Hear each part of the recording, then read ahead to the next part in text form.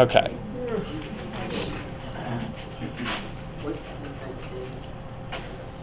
What does what say? Conditional statements. Okay, conditional statements. All right. Very good. So a conditional statement is a statement that is written in the form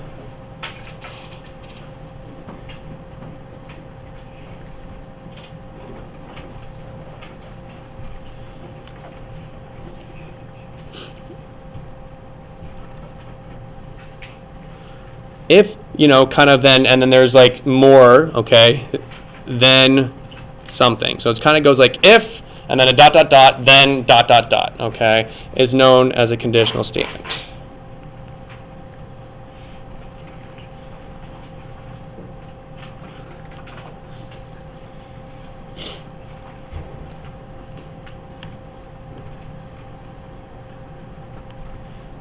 Okay, that is known as a conditional statement.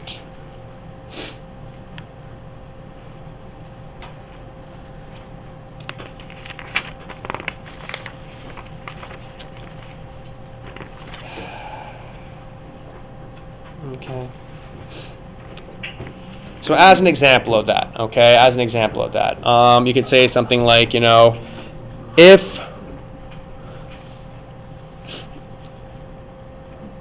I need food, then I go to the store. Okay.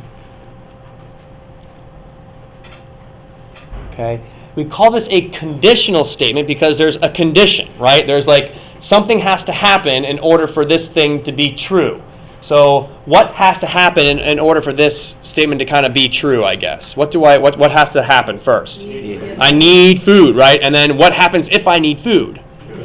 Then I go to the store. If I don't need food, I may or may not go to the store still, right? Because sometimes you do go to the store for other things, but for certain, if I know that I need food, then I will go to the store. Okay, so that's for sure. So again, whether if I don't need food, I still may go to the store for other stuff, right? But for certain, if I need food, then I know that I will go to the store if this statement is true. Okay, this first part of this statement right here, the if part, okay, this part is called the hypothesis.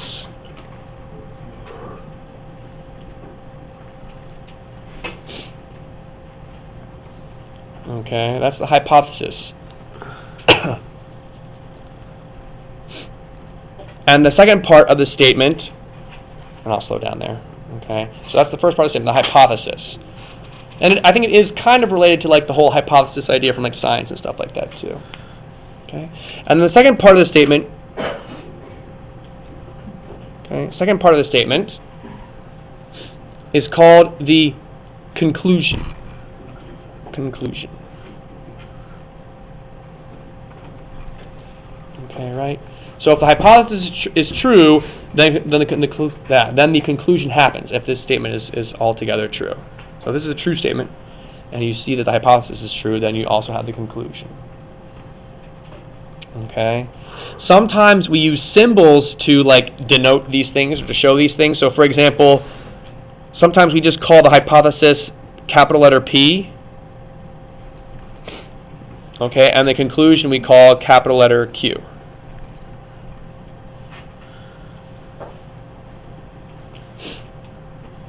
Okay.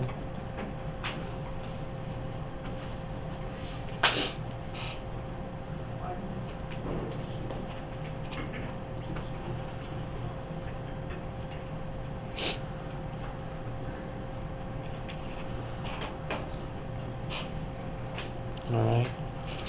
And so we can actually state this kind of symbolically here as like, well, actually, I'll hold off on that. Okay, never mind. We'll hold off on that. Okay. So, let's do an example here. Let's practice kind of identifying the hypothesis and the conclusion. So, identify the hypothesis and conclusion Okay. And if necessary,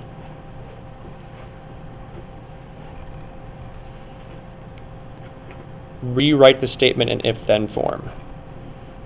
Okay, so here's something we should be able to do.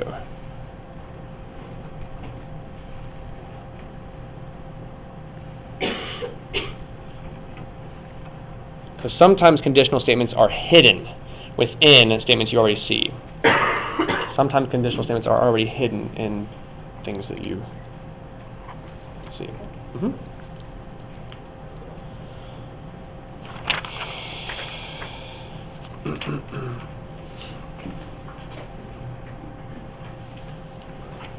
Okay.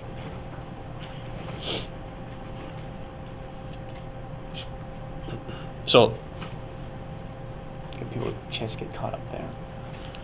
So let me give you a statement, an example. All right, example here. Let's say, if it's Shark Week,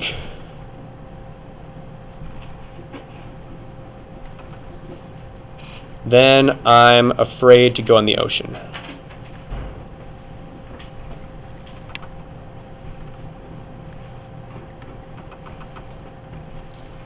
Okay.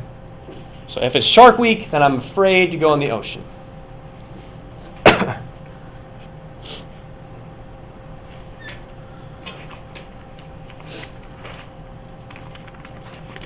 Okay. So is this statement in is it in if-then form? Mm-hmm. Yeah, it is, right? It's not in the wrong order or anything like that. Okay. Let's see. What then is someone a volunteer? Want to give me the conclusion or what's the hypothesis of the statement? So let's go. Ryan, yeah. Isn't it afraid to go in the ocean? So the I initially said conclusion. The hypothesis. What's the hypothesis of the statement? So that's not the hypothesis. So what's the hypothesis here? Yeah, you gave. It's Shark Week. Yeah, if it's Shark Week. It's always the part that follows the if. That's the hypothesis. That's kind of the. You could, but that might not be the same. So that's changing the meaning of the statement, though, if you flip it around sometimes. So there is a way to flip it around, yes. But in this case, because it says if it's Shark Week, that's the hypothesis because that is that's the thing that we're kind of if it's Shark Week, okay. And then the conclusion would be what? So Christian, what would be the conclusion here? Then I'm afraid to go in the ocean. Exactly right. So that's the hypothesis. First part there, and then the conclusion is the second part. Okay, so hypothesis.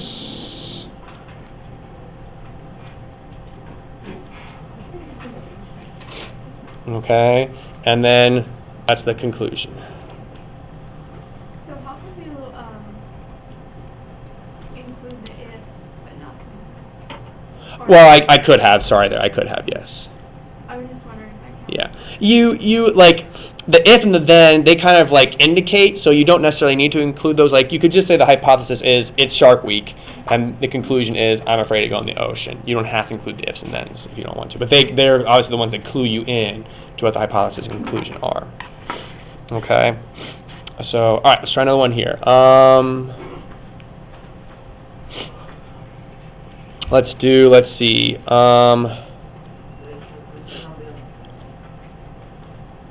Sorry? There'll be questions like this on the test, absolutely. So let's see here.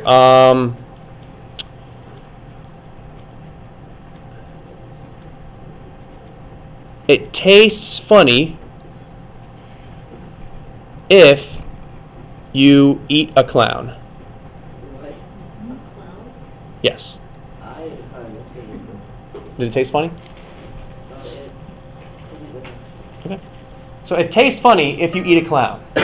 Sometimes these statements are kind of, silly statements. They're not necessarily real facts or whatever, So Jason, what's the hypothesis? If you eat a clown. Yeah, very good. So here, the hypothesis is not the first statement, okay? The hypothesis is, but it is what follows the if there. So the hypothesis here is, you eat a clown.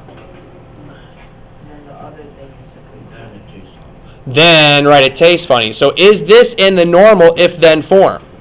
Yeah, no, it's not. So we're going to rewrite this one too.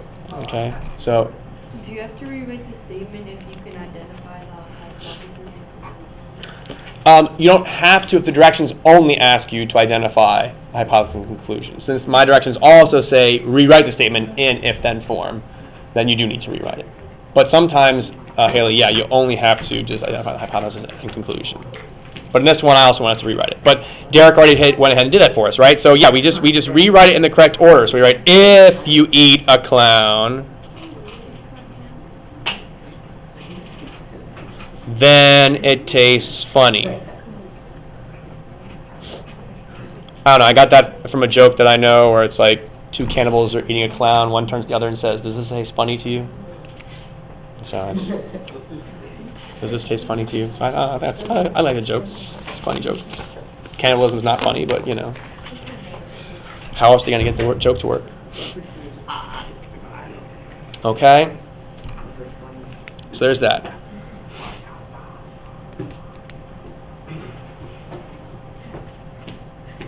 All right, I got one more kind of example here, and this one's probably the most difficult to kind of like identify here, but we'll see how we do, okay?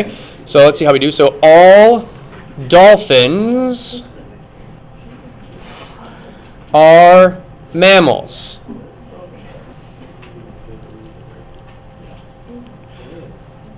Okay, all dolphins are mammals. Notice there's no if in here to clue us in. There's no then to clue us in. We may have to manipulate the statement just a little bit to kind of make it work, but EK, do you have an idea? Or? Yeah, I think all dolphins is the hypothesis. Okay. Yeah, and that's the basic idea there. Zaria, is that what you were going to say too? And that's exactly right. Now, so, let me use the purple one. I like that. So, all dolphins, that basically is like the hypothesis. And then are mammals, that is like the conclusion then. The problem is, though, we got to put that in if-then form, right? And that's a little bit funky.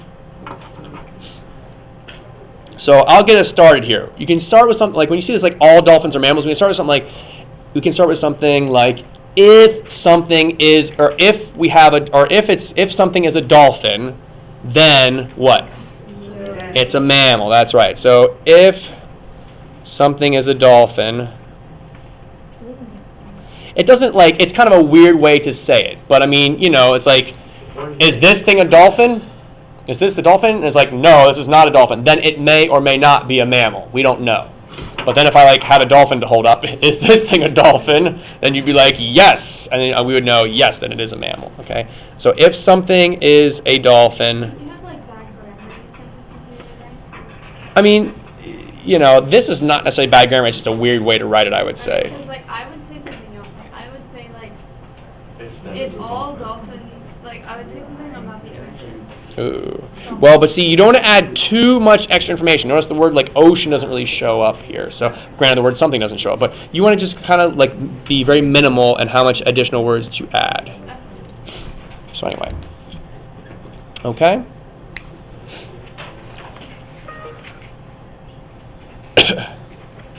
Okay. So let me give you guys one to try, and then yeah, that's actually it for the notes. Okay. Well, we're gonna look in our books and do some practice in our books a little bit too together. Okay. But that's it for like the notes. I'm sorry. So, did you really have a question? Okay. So, last one here. You guys try this one on your own. Okay. And again, rewrite it if need be. Okay. I gotta think of one here. Let's see.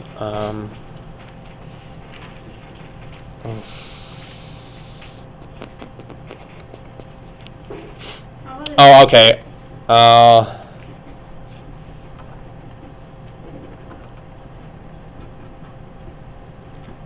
I'll go to Chipotle if I have the money. Okay, I'll go to Chipotle if I have the money. So go ahead, identify the hypothesis, identify the conclusion, and then rewrite it in if-then form if need be.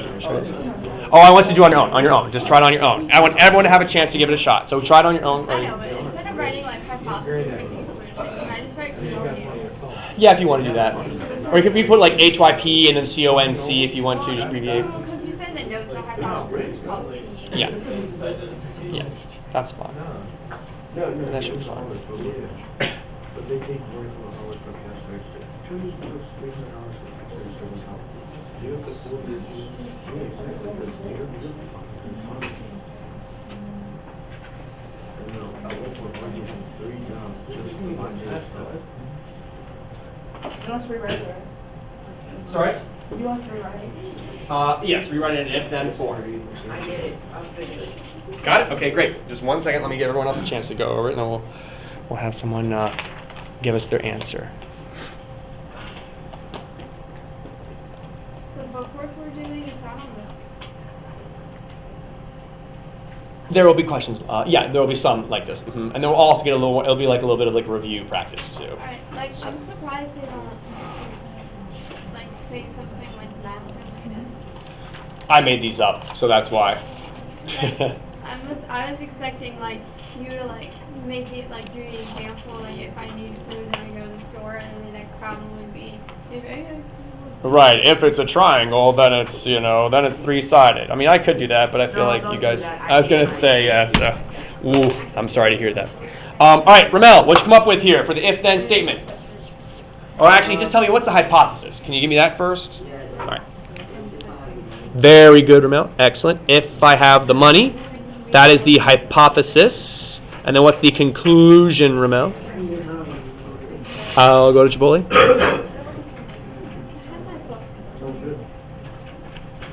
I was going to say, some of you guys are thinking that right now. Okay. And then let's go to... So, Dominic, what's the statement then in correct if-then form? What would the statement be? If I have the money...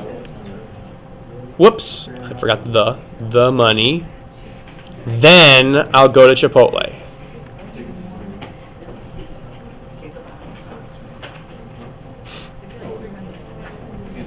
Okay? So, here's the thing, right, about like the truth of these statements, all right? So, in order for us to conclude that we'll go to Chipotle, okay, 2 things must be true here. 2 things must be true. The first statement must be true. So, firstly, I must have the money. And second, the overall statement must be true, right? Sometimes if you have the money, you don't necessarily go to Chipotle, right? So this statement is not always true, okay? But there are situations where but basically for this thing to be always true, the statement needs to be always true, but also then we need to have the hypothesis there, okay? There's one other just little thing I want to tell you about, and that is the converse, okay? So we can take these statements in their original form here, and then they can be rewritten using something called the converse, okay? And I'm just going to write that right down here. It's going to squeeze it in. The converse, okay? And so, yeah, Converse shoes, right? Okay, and I'm not sure exactly. I feel like they probably should be related, but I don't know. Okay, the converse, it flips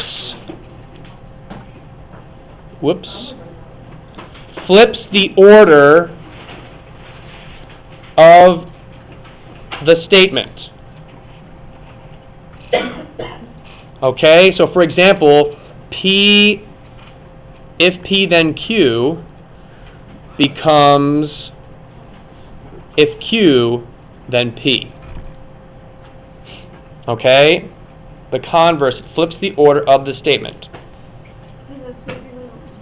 If P then Q becomes if Q then P. And the statement actually becomes slightly different.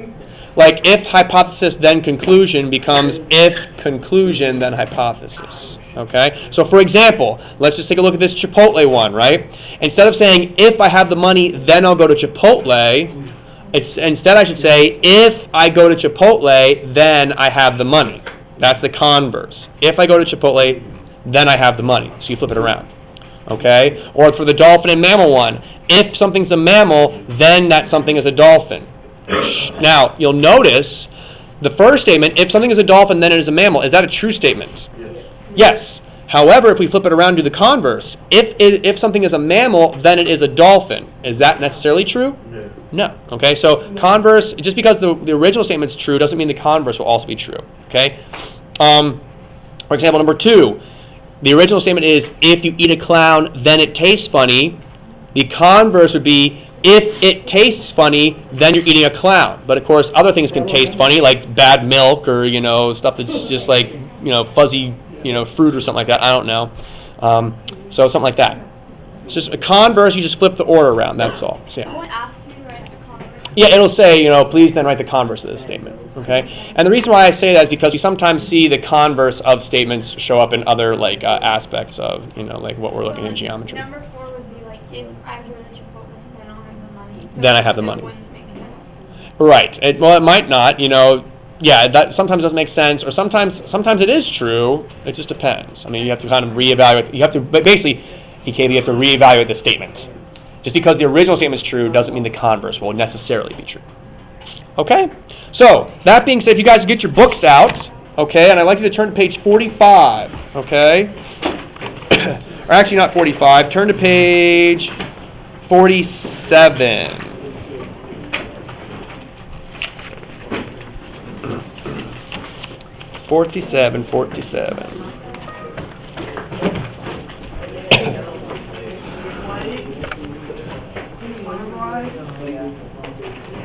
Okay, so it looks like that, yeah? Dude,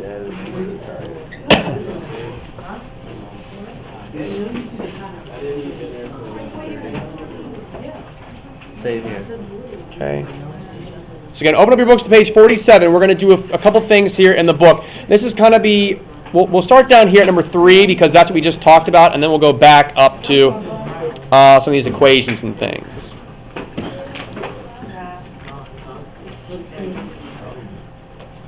Okay, this is kind of a bit of a review. Okay, so you can see here, for example, here's some more practice, right? So we want to write each statement as a conditional statement. Okay, so number 3, for example, says all zebras belong to the genus Equus, I think is how you pronounce that. Okay, Equus. 47, page 47. Okay, so all zebras belong to the genus Equus, or Equus. It's Latin. Okay. So rewrite it as a conditional statement. So let's see here. How about let me see. So Carrie, what would be our if? So we're like, if something is for number 3. Yeah, if something is a zebra.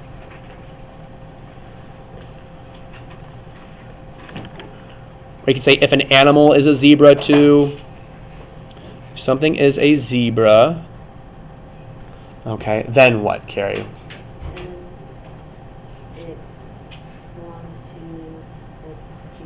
Equus. Exactly right. Exactly right. If something is a zebra, then it belongs to the genus Equus. So in the directions, they're already saying that each statement is a conditional. We want to write it as a conditional statement in the directions. Yes, it says in the directions it says write each statement as a conditional statement. So that's what we want to do. That means if-then form.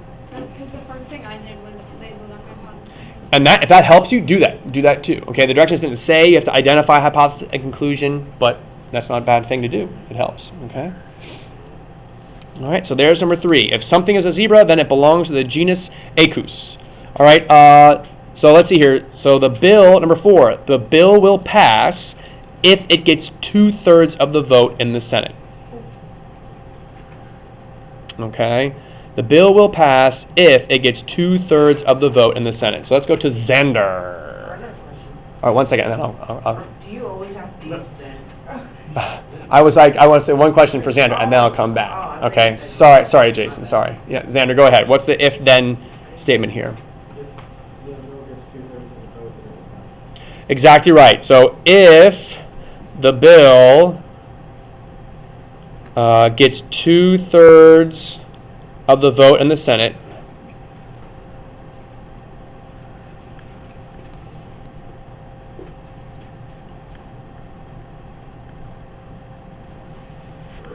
then it will pass.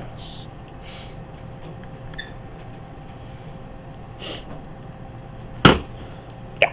I have a question for Okay. Scott. Oh wait, let me go back to Jason because he asked. He had a question. I'll get you EK, but okay.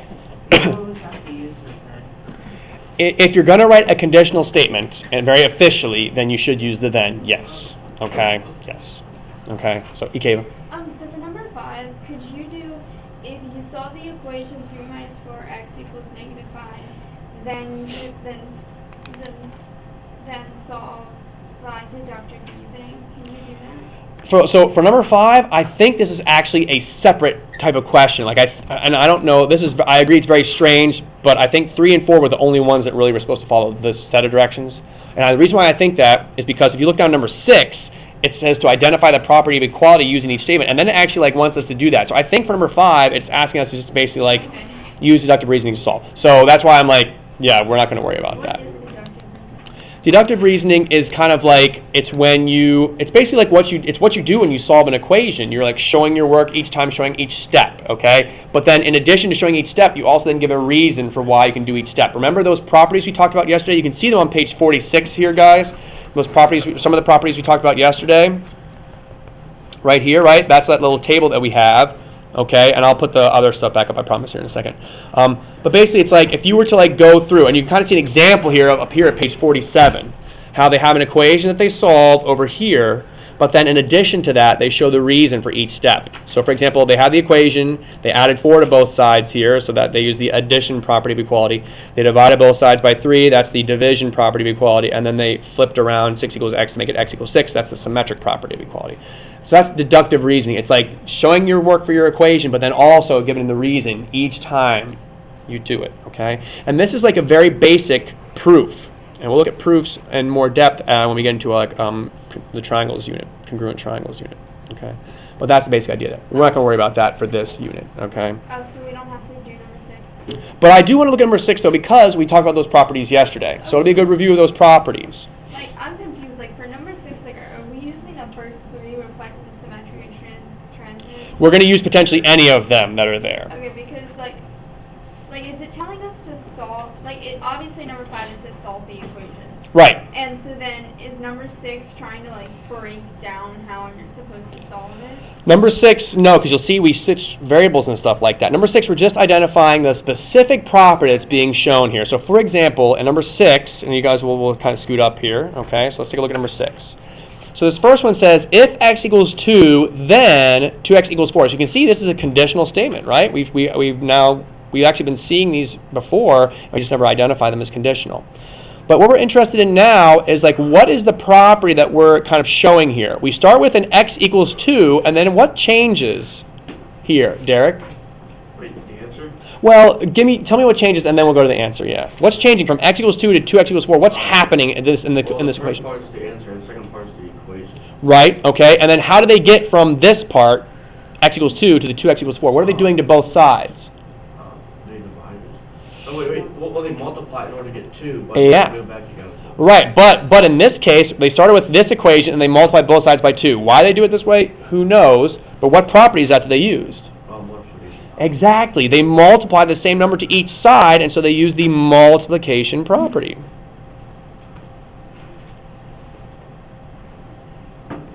I'm going to abbreviate the word property, and I'm going to use the equal sign of. Okay, so multiplication prop of equals, equality. Okay, very good. So one question. Sorry, go ahead. Okay, just hold on, because I'll let you do it. But I want to point out, this property you will not be responsible for on Friday's test, okay? So, Ikeva, a question real quick? So the second one below that, would that be position? I don't know how you can. Well, let's see. What do you say for the second one? I said symmetric. Symmetric. Now, what clued you into being symmetric here? Because they switched around. Exactly right. This is symmetric property. Good job, Zari. Exactly right. This is the symmetric property. Okay? Now, symmetric property will be on the test, so we need to be able to identify that. But again, if you remember exactly what Zaria said, that's all symmetric property is. The order switches. Order switches. Reflexive. Okay, good. Right, and you think, right, and I know it's reflexive, but reflexive, when you look into a mirror, what do you see? You see yourself. So reflexive is A equals A. That's the reflexive property, okay? 3x plus 4 equals 3x plus 4. That's the reflexive property, because you see yourself, okay? But I kind of see what you're saying, though. There is kind of that feel of flipping things around in the mirror as well. So be careful with that, but yeah. Okay? Oh my gosh. Oh, okay. Okay. I think I see what they're going for here. This one's kind of tricky, but we'll see. So if t equals 4, then 5t plus 7 equals 27. So, yeah, I don't know here. Ideas for this one? I can see a couple things. So, Zari, what do you say? So I can see addition in here. If we're going to say addition, we also need to say... I think you need both, potentially. I think you kind of need both, right? Because what's happening to this t? We're multiplying by 5 and adding 7 to it. I could also see, though, one other one. Oh, careful. Substitution property here as well. You could substitute the 4 in for the t, and then that would equal 27. So this one, I can see a couple different things. So I can see, like, multiplication. I'm just going to abbreviate here. Multiplication and addition, or just straight-up substitution. Because you could just substitute the 4 in for the t there, and then you get 27. Would the last one be transitive? Okay, so, Ikeva, what makes you say transitive for the last one? Because I feel like it said if A equals B and B equals C, then A equals C. And exactly right. 9 is equal to 4x, but m is also equal to 4x, so that means 9 and m must also be equal. Yeah, that's the transitive property. That is the transitive property. Okay, again, you can abbreviate there. Okay, so yes, that is the transitive property, okay? So, this one you'll be responsible for, and the transitive property, and then don't forget the reflexive property you will also be responsible for on the test, okay? And remember, the reflexive property is just something like A equals A. That's the reflexive property, okay? Or you could even say, or something like, 2x minus 3 equals 2x minus 3. That's the reflexive property. Something equals itself. Okay, so those three you really need to make sure that you have down. Like Zaria said for symmetric, flip the order. That's symmetric property, okay? Transitive property, if A equals B and B equals C, then A equals C, right? And then reflexive property, something equals itself, okay? So there you go. All right, question. So if it was like, what is that, 2x minus 3? Yeah, 2x minus 3 equals 2x minus 3. So if it was like 2x minus 3 equals like, and then you did like negative 3 plus 2x, would that be like? Ooh, good question. So Haley's question here, I'll write it over here. So Haley's question is 2x minus 3. If you saw that, could you then say that's reflexive property? And actually, I would say this is not showing the reflexive property, So would it be like even though they are equal. the symmetric property, or? I think this is actually on our paper. It's not on the list over here, but it was not the symmetric property, because symmetric property is like if you flip it around the equal sign. This would actually, I think, be the commutative property. Let's see, do I have that paper from yesterday? I don't. But I think it's the commutative property. The commutative property allows you to switch around, switch around addition. 2 plus 3 is the same thing as 3 plus 2. That's the commutative property, which again, that's not what we have to worry about. Okay, so really for the reflexive property, you need to see something equal to the exact same thing. That'll be it. Okay. All right, so let's continue on here. I want to just kind of look. So we're going to use our postulates and segments to solve things, right? This is review. This is stuff we've seen before, so hopefully it won't be too crazy difficult or anything like that. And we'll do, let's see here. We'll do these two, and then we'll be done. Okay, we'll do these two, and then we'll be done. Okay, I'll get you guys started on your assignment for tonight. Okay. All right, so flipping over to page 48, let's take a look here.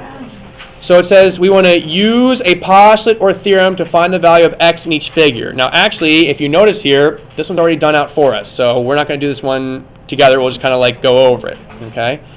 So we're given that RT is equal to 5x minus 12, and you'll notice, what do they do in the picture? They labeled. And that's what you guys should do too, right? So RT, they said that was 5x minus 12 distance.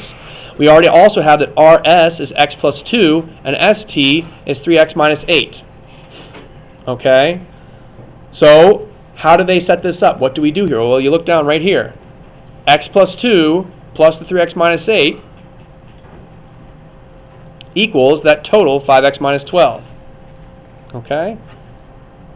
And then how do we get from this step to this step? What changed from this kind of first step here down to here? What'd they do? Combine like terms. Very good, exactly right, combining terms. So x plus 3x becomes 4x, the 2 minus the 8 becomes negative 6. We have variables on both sides, so how'd they get from here down to here? Add negative. I think they subtract. They did two things, yeah. So they added 12 to both sides to get the positive 6 over here, and then what do they do with the x's? Subtract 4x from each side to get 6 equals x. So they did two steps at once there, yep. Do you have to put the parentheses in there because that makes it look like You don't need to. I don't think so, no. That'd be okay. And then what? So they said 6 equals x, and then x equals 6. What property do we see here? Switch. Yeah, well, it's the switch, but what's the name of it? Symmetric. Well, actually, reciprocal is not a bad idea. That is a flip, but that's when we flip fractions and stuff like that. When we flip from left side to right side, that's the symmetric property. All right, so that was using the segment addition postulate. Now we're going to go over here to our angle. Okay, so you can see we've already got some things labeled here, which is useful. And this is our last one. We'll do it together. I'll give you guys your assignment, like I said. Okay.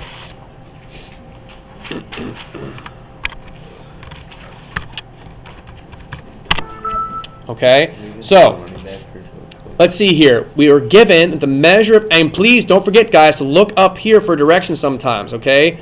So here we've got some information given to us. The measure of angle RST is 15x minus 10, okay? Which of these angles in here is RST? It's the whole thing, the big one, right? It's RST. So I'm going to indicate this angle by kind of doing something like that, and that is 15x, take away 10. And I'll put that in parentheses with a little degree symbol up there. Okay, label your pictures. Okay, so with the way that picture is currently drawn, okay, with the labels and everything, okay, with those labels and things, how can we maybe set this up? And I'm going to go to Chardez. What do you think here, Chardez? How can we maybe set up an equation here to relate these things? This small angle here, angle RSP, is x plus 25. Okay? This angle here, PST, is 5x plus 10. And then the whole big angle here is 15x minus 10. So how can we combine all these things together to write an equation? 5x plus 10 plus... So be careful here. The 5x plus 10 is this little angle, and then the big angle is 15x minus 10. So we want to add the 5x plus 10 with that. What do we want to add it with? There you go, Chardez. Exactly right. We want to add the two smaller angles together, and then what should that equal, Chardez? Beautiful. Exactly right. Okay. They leave these little blanks over here for us to fill in. I don't like these blanks, so I'm just going to do the work over here. We're going to ignore these little blanks here. I don't like how they make us use those. Okay. Sorry.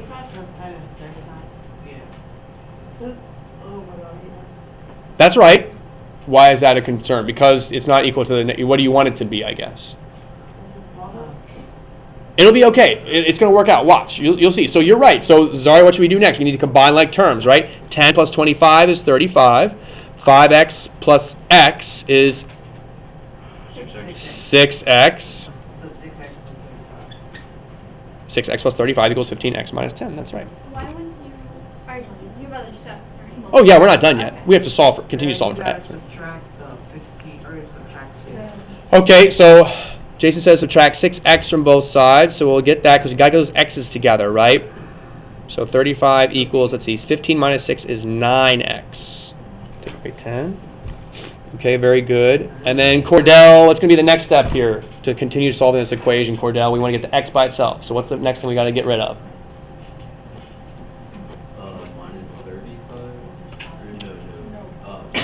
There you go, very good. Plus 10 to both sides. We want to get that x by itself. There's the 10 there. So that becomes 45 equals 9x. And then last step, Haley? Divide by 9, you got it. That's right, and I know a bunch of you guys knew that already. Very good, though, okay, excellent. So, let's see here, I get 5 equals x. Now, if I want to flip this around, what property can I use? Symmetric. Okay, so there's your final answer. Yes, When I ma'am. write it, I always write X equals 5A. That's okay. I just was doing that just to kind of remind us what the property was, Jaden. That's all. I wasn't, yeah. You don't have to, like, say the symmetric property, but you should know it now, yeah? So, Jason. Wait, you don't have to do what you do for other stuff, like in 15 characters, like, you know, remember how the other problems you had to put the X value in? So, great question here. So the directions actually are not, I'm sorry, the directions are way back on the previous page here, Jason. So let me go back to the directions just real quick. I'm sorry if you're just copying still. The directions here, for example 2, it said, use a postulate or theorem to find the value of x in each figure. So with those directions, Jason, do we have to plug the x back in and find the other angles? Yeah, and the answer is no. But good question, though, because sometimes, Jason, we have to find the other angles. And so, yeah, if we want to find angle RSP, we plug that 5 back in. So what is the measure of angle RSP here, guys? It'll be 5 plus 25, which is, 30 degrees, okay? And then this one would be, let's see, 25 plus 10. This one's 35 degrees. And then 30 plus 35 is 65, so the whole thing is 65 degrees. Okay? So we should be able to do that, too. But once you get to x, hopefully it's pretty easy. Sorry? Why do you struggle that long? Because, so the book, they have us kind of like, sometimes they have like kind of guided practice, but I don't necessarily like how the book forces you to like, you fill in the blanks and stuff like that, because sometimes it's not necessarily how we would do it, and I feel like it's too constricting, so I like to write it over here, that's all. Right, are you recording or you? So, yes, Ikeba, what's up? Nothing. Why do you always ask? Okay? I mean, my goal is to record every day, so that way we can have notes for people that miss. Okay, so I'm going to give you guys your assignment now, though, okay?